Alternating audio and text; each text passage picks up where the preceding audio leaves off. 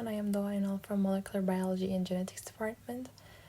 In this video, I'm going to explain the purpose of my Physics 101 lab experiment.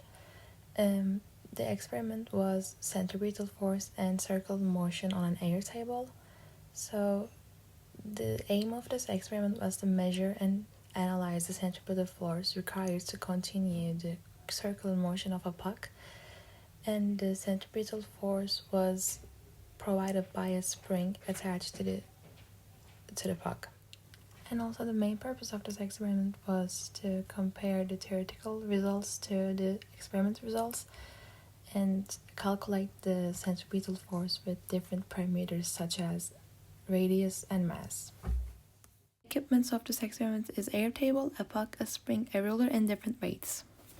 As you can see in the video, to find the spring constant, I use a contraption that I can hang the spring.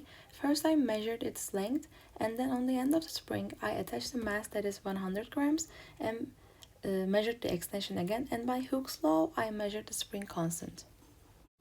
And as you can see in this photo, I placed a stick at the center of the air table and placed a ring in it. To this ring I tied a string of varying lengths to provide different radius of the motion. Then I tied the spring with string and tied the other end of the spring to the puck.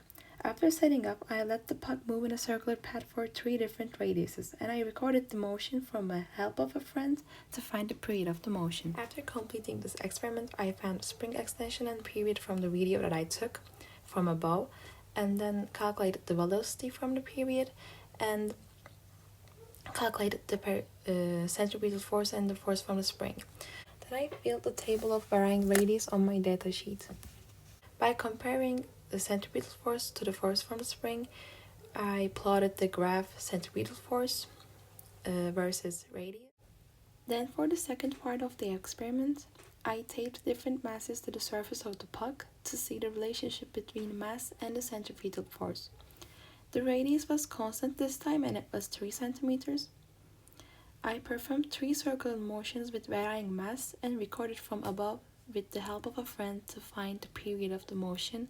After completing all the steps in second part of the experiment, I did the same things that I did with varying radius and varying mass.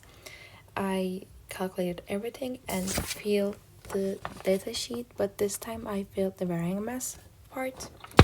And then I got a conclusion that in this experiment I obtained a lot of error, but the experiment overall just showed that centripetal force is dependent on mass and radius.